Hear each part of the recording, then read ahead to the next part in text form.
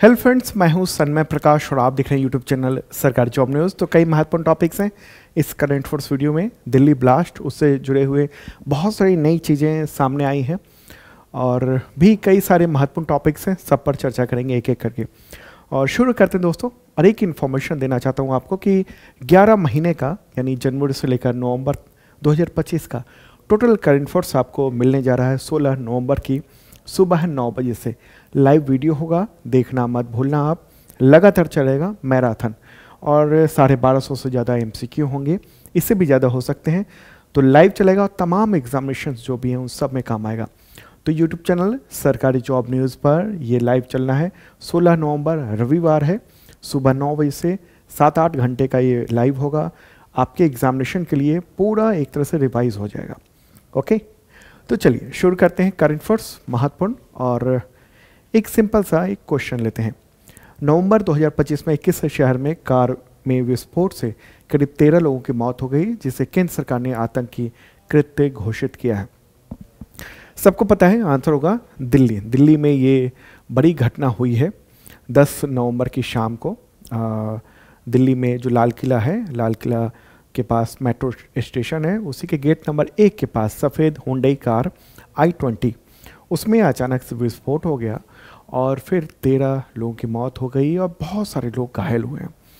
और इस जो विस्फोट है ना, वो ट्रैफिक सिग्नल पर जो रुकती हुई धीमी कार उसी में हुई है और जिसकी वजह से आसपास के कई सारे वाहन जो है ना वो उसमें आग लग गई, ब्लास्ट हो गया, बहुत लोगों के चिथड़े उड़ गए और केंद्र सरकार ने इसको आतंकवादी कृत्य घोषित किया है।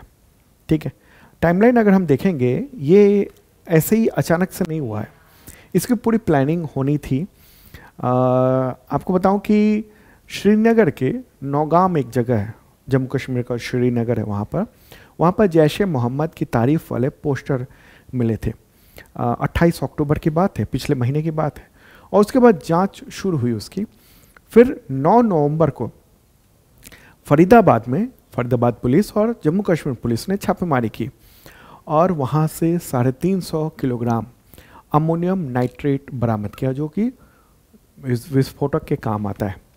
और फिर 9 तारीख को ये बरामद हुआ और 10 नवंबर की सुबह फरीदाबाद में फिर से छापेमारी की और 2900 किलोग्राम यानी 2900 किलोग्राम अमोनियम नाइट्रेट ये जब्त किया गया। और अल फलाह यूनिवर्सिटी है, वहाँ से कई डॉक्टरों की गिरफ्तारी की गई है। इतने सारे डॉक्टर्स की गिरफ्तारी की गई और नतीजा हुआ कि उसी के बाद बताया जा रहा है सुरक्षा एजेंसियों के द्वारा और जो तमाम न्यूज़पेपर्स हैं ना, उसमें जो खबरें आई हैं उसके मुताबिक कि दोपहर होते होते इन सब में, ये जो आतंकीवादी थे, इन सब में थोड़ा हलचल मच गई, क्योंकि छापेमारी लगातार हो रही थी। और शाम को कार निकली है और फिर विस्फोट हुई है शाम को ही। ठीक है, तो ये विस्फोट का काम हुआ है और उसके बाद तमाम जिलों में व्यापक छापेमारी वगैरह वगैरह ये सब हुई है। 100 से ज़्यादा लोगों की गिरफ्तारी हुई है। जैश ए मोहम्मद की अगर बात करेंगे, एक पाकिस्तानी आधारित सुन्नी इस्लामिक उग्रवादी संगठन है, जिसकी स्थापना हुई थी सन 2000 में। मौलाना मसूद अजहर उसी ने इसकी स्थापना की थी और ये लश्कर तैयबा और हरकत उल मुजाहिदीन उसके पूर्व सदस्यों ने मिलकर बनाया था भारत में आतंकवादी एक्टिविटी के लिए।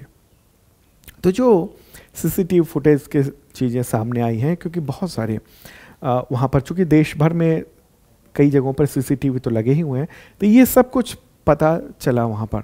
एक चीज़ उजागर ये हुई है कि इस घटना में जो प्रयुक्त विस्फोटक है, वो सामग्री जो है ना वो अमोनियम नाइट्रेट हो सकती है। अभी तक कंफर्म नहीं किया गया, हो सकता है इसके बारे में हो कि कंफर्म हो जाए। और फरीदाबाद मॉडल, वहाँ से पूरा लिंक जो है ना वो स्थापित हुआ था। और जो मुख्य आरोपी है डॉक्टर उमर नबी, ये इसका नाम सामने आया और इसका DNA की टेस्टिंग पूरी हुई है। और जो जिस कार में विस्फोट हुआ है उसमें यही ड्राइविंग कर रहा था और इसकी मौत हुई है। जांच एजेंसी के सूत्रों का दावा है कि आरोपी बहुत सारे हैं, जैसे डॉक्टर मुजम्मिल है, आदिल है, डॉक्टर शाहीन है। उन सब ने मिलकर करीब 20 लाख रुपए जुटाए थे जो उमर को दिए थे और ये सब आतंकवादी घटनाएं आगे की जानी थी। अभी ये क्या है ना, जांच वगैरह अभी और आगे चल रही है लाल किला ब्लास्ट को लेकर। उसमें NIA, NSG, IB, Delhi police, इसके अलावा जम्मू कश्मीर पुलिस है, हरियाणा पुलिस है और ED की भी एंट्री हुई है। ED यानी इन्फोर्समेंट डायरेक्टरेट, यानी प्रवर्तन निदेशालय हिंदी में कहेंगे। वो भी ये जांच कर रहा है कि डॉक्टरों ने विस्फोटक खरीदने के लिए 23 लाख रुपए करीब जमा किए थे, वो कहाँ से किए थे। ED जो है ना अब अल फलाह यूनिवर्सिटी जो फरीदाबाद में है उसके लेन देन की भी जांच करेगी। अब उस पर भी मामला सामने आया है आगे। ठीक, ये जो यूनिवर्सिटी है उसका फोटो दिखा दूँ, ये कहाँ पर है यूनिवर्सिटी अगर हम देखेंगे, ये जो है ना फरीदाबाद में है, फरीदाबाद स्थित है। और ये 2014 में इस यूनिवर्सिटी की स्थापना की गई थी। मतलब हर चीज़ का जो जड़ है ना वो इस यूनिवर्सिटी से निकल कर आ रहा है। बहुत सारे इसके जो डॉक्टर्स हैं वो इन सब चीज़ों में लिप्त पाए गए हैं अभी तक जो इंक्वायरी हुई है। और पुलिस ज़बरदस्त ढंग से यहाँ पर कैंप कर रही है, पूरा सील किया हुआ है पुलिस ने इस जगह को। तो यहाँ पर पढ़ने आए एक डॉक्टर प्रोफेसर जो जम्मू कश्मीर पुलिस ने हरियाणा पुलिस के साथ एक साझा अभियान के दौरान उसको गिरफ्तार किया था। उसी के बाद से ये सब पूरा मामला चलता रहा और धमाके जो देखने को मिली। तो धमाके के बाद जो जांच का बड़ा केंद्र है ना वो यूनिवर्सिटी भी बन गई है। और इस यूनिवर्सिटी को 2014 में हरियाणा विधानसभा ने पारित एक कानून के तहत स्थापित किया था। एक प्राइवेट यूनिवर्सिटी कहिए इसको।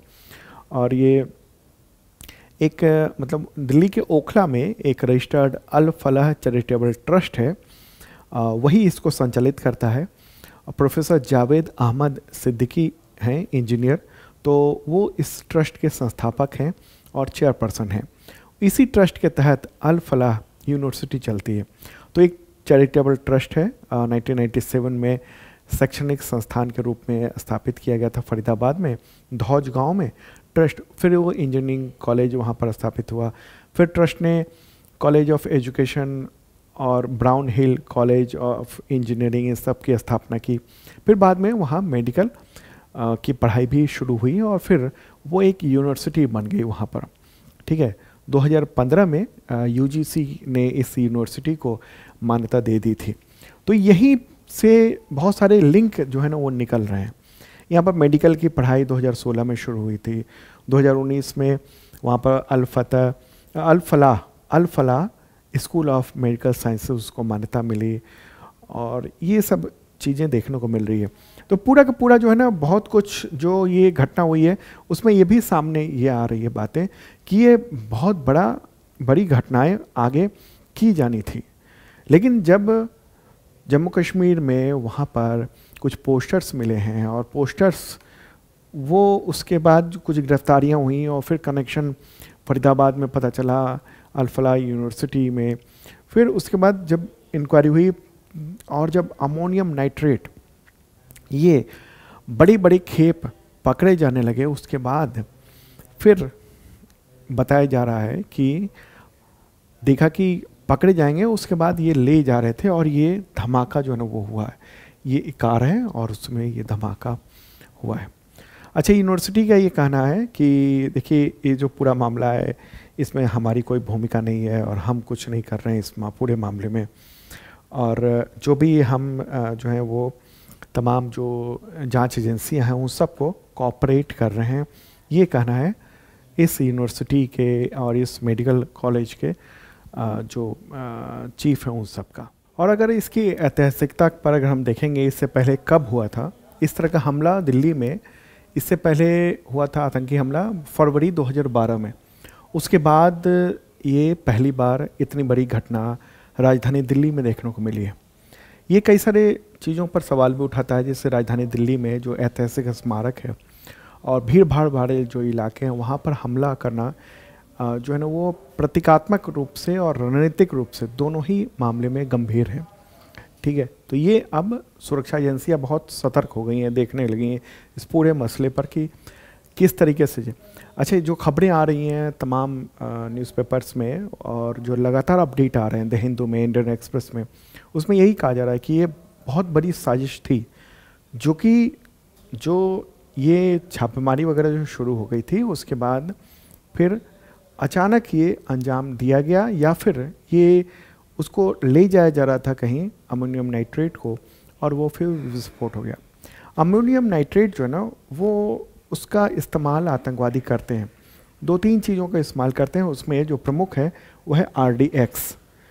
उसका मूवमेंट बड़ा ही ख़तरनाक है, मूवमेंट होना बड़ा मुश्किल है क्योंकि बहुत चेक पॉइंट है।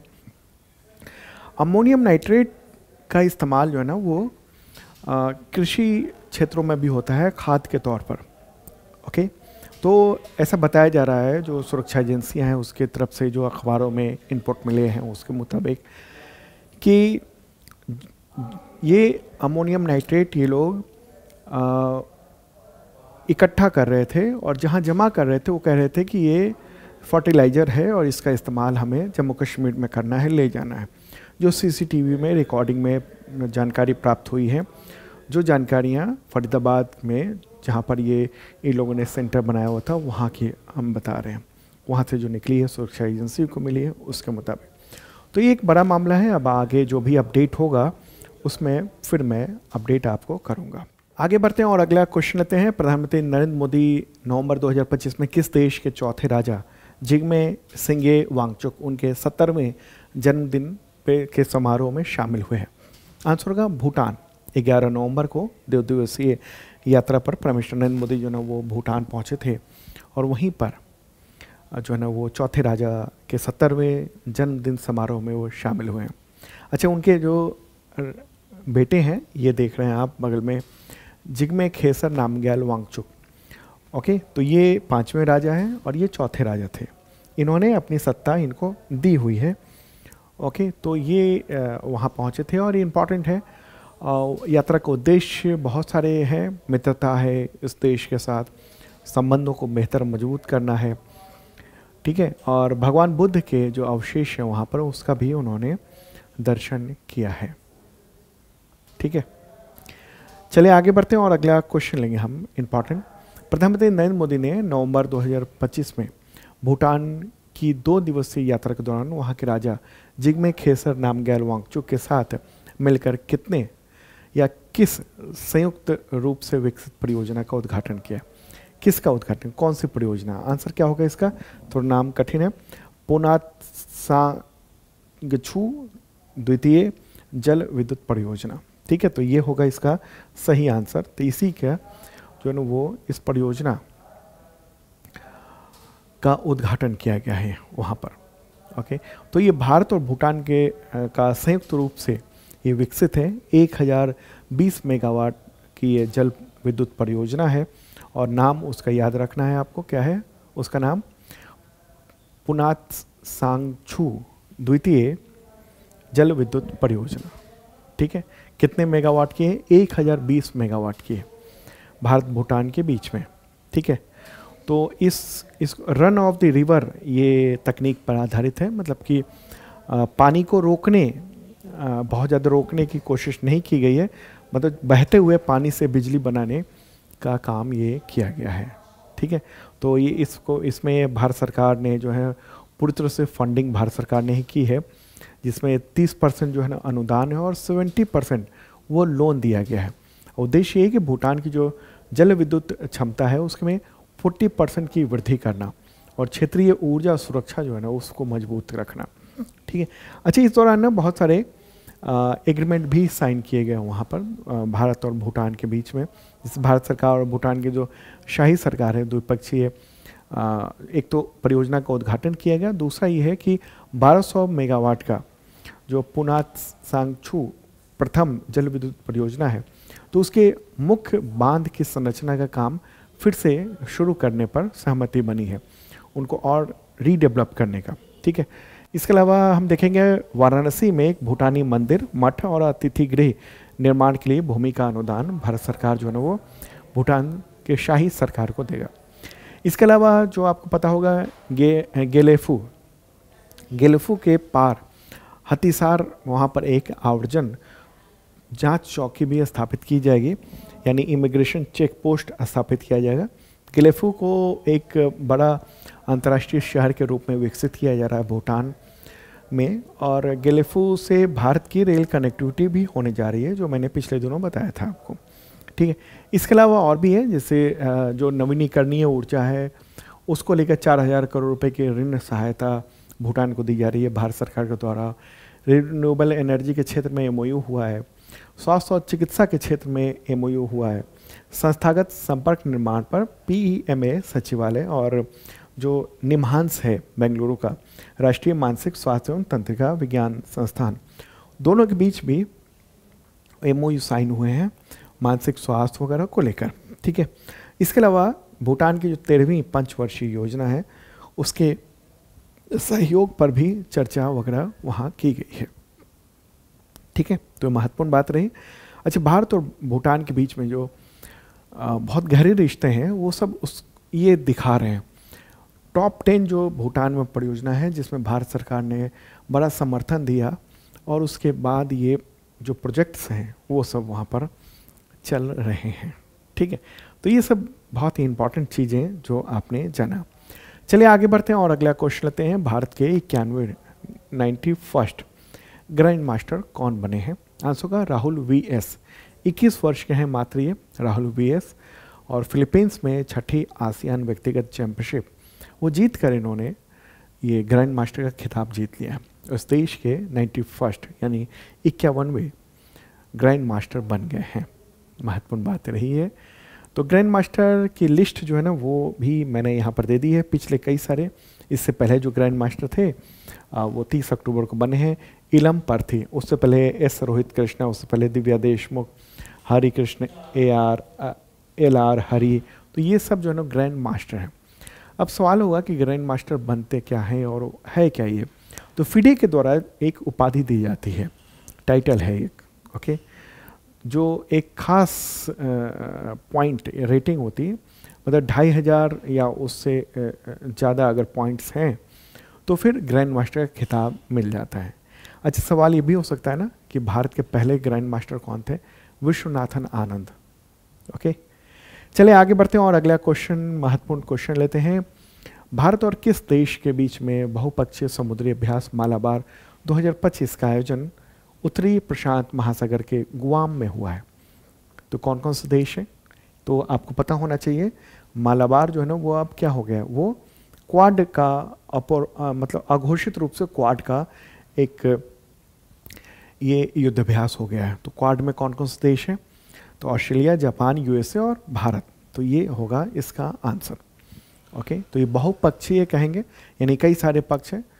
तो ये क्वाड का भी इसमें मतलब क्वाड पहले क्या था कि भारत और अमेरिका करता था, फिर जापान इसमें शामिल हुआ, फिर बाद में फिर ऑस्ट्रेलिया को भी इसमें शामिल किया गया। एक क्वाड के तौर पर इसको इस नौसैन्य जो युद्धाभ्यास है उसको देखा जाने लगा है।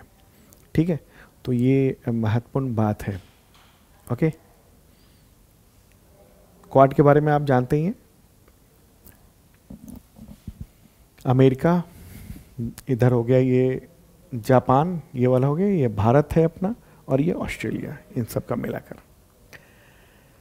चलिए आगे बढ़ते हैं और अगला क्वेश्चन लेते हैं। जनजातीय केंद्रित जीनोम अनुक्रम यानी जीनोम सीक्वेंसिंग ये परियोजना शुरू करने वाला पहला राज्य कौन बन गया है? आंसर का गुजरात। इस परियोजना का मकसद क्या है? ये जानना कि आदिवासी या जो जनजातीय लोग हैं उनमें जो जेनेटिक बीमारियां जो है वो देखने को क्यों मिल रही है और बढ़ क्यों रही है। तो ये प्रवृत्ति ज़्यादातर अपने समाज या रिश्तेदारों में शादी करने या सीमित आनुवंशिक विविधता वाले लोगों में देखी जाती है। तो ये देखा जा रहेगा कि इसी जीनोम सीक्वेंसिंग के जरिए, ठीक है, नमूने इकट्ठे किए जा रहे हैं और गुजरात जो है ना ये करने जा रहा है। महत्वपूर्ण बात ये रही। ठीक है, चलिए आगे बढ़ते हैं और अगला क्वेश्चन लेते हैं हम लोग। नेक्स्ट क्वेश्चन यहाँ पर होगा कि एम्स दिल्ली के राष्ट्रीय सर्वेक्षण के अनुसार भारत में प्रति 10 लाख जनसंख्या पर कितने नेत्र रोग विशेषज्ञ हैं, जो एक बड़ा असंतुलन देखने को मिल रहा है। आंसर क्या होगा इसका? 15, यानी 65,221 लोगों के बीच में एक नेत्र रोग विशेषज्ञ है। सर्वेक्षण में ये बताया गया है। और इस सर्वेक्षण में, इस सर्वे में 7,901 जो नेत्र चिकित्सा संस्थान है उनमें से अधिकांश डॉक्टर्स ने इसमें पार्टिसिपेट किया है। ठीक है, तो ये कहा गया है कि बहुत कम है और इतने इससे ज़्यादा होने चाहिए जब हमारे देश में जो आबादी है और उसके मुताबिक। और ये कहा गया है कि 2030 तक कम से कम 25,000 नेत्र रोग विशेषज्ञ की ज़रूरत जो है ना वो होगी। ओके, तो ये एक महत्वपूर्ण डेटा सरकार ने या कहें एम्स की ओर से, सरकारी ही है व्यवस्था के तहत ये जारी किया गया है डेटा। ओके, आगे बढ़ते हैं। अगला क्वेश्चन, केंद्रीय रक्षा मंत्री राजनाथ सिंह ने किस कंपनी को नवंबर 2025 में मिनी रत्न का दर्जा दिया? आंसर क्या होगा? ए और बी दोनों। कौन कौन से हैं? Munitions India limited, armoured vehicle निगम लिमिटेड, इंडिया ऑप्टेल लिमिटेड और हिंदुस्तान शिपयार्ड लिमिटेड। तो इन सब को जो ना वो दिया गया है मिनी रत्न का जो है ना वो खिताब। ठीक है, तो ये प्रमाण पत्र जो है ना वो इन सब को सौंपा गया है रक्षा मंत्री के द्वारा। ठीक है, आगे बढ़ते हैं। शिशु संरक्षण दिवस कब मनाया जाता है? तो 7 नवंबर को मनाया जाता है। ये दिन शिशुओं के जीवन को बचाने, पर्याप्त सुरक्षा, देखभाल प्रदान करने के लिए ये दिवस मनाया जाता है। और भारत में 2022 में शिशु मृत्यु दर जो है ना वो 27.695 ये थी प्रति 1000 की। तो उसको बेहतर करने के लिए दिवस, मतलब वो मृत्यु दर जो है वो कम से कम हो, उसके लिए दिवस मनाया जाता है। अगला क्वेश्चन होगा, शांति और विकास के लिए विश्व विज्ञान दिवस कब मनाया जाता है? तो 10 नवंबर को मनाया जाता है। ठीक है, यूनेस्को ने 2001 में इस दिवस को घोषित किया था। अगला क्वेश्चन, राष्ट्रीय शिक्षा दिवस ये कब मनाया जाता है? तो 11 नवंबर को मनाया जाता है। स्वतंत्र भारत के पहले जो शिक्षा मंत्री थे मौलाना अबुल कलाम आज़ाद, तो उनकी जयंती पर ये जो है ना वो दिवस मनाया जाता है। गवर्नमेंट के द्वारा ये घोषित है। अबुल कलाम आज़ाद को 1992 में मरणोपरांत भारत का सर्वोच्च नागरिक सम्मान भारत रत्न से सम्मानित किया गया था। 2008 में केंद्रीय जो शिक्षा मंत्रालय है, उस समय तो ये मानव संसाधन विकास मंत्रालय हुआ करता था, तो उसी ने 2008 में इस दिवस की घोषणा की थी। तो दोस्तों ये था इंपॉर्टेंट करंट अफेयर्स, और कल फिर मिलेंगे ताज़ा तरीन कंटेंट के साथ। और मैराथन करंट अफेयर्स देखना मत भूलना आप।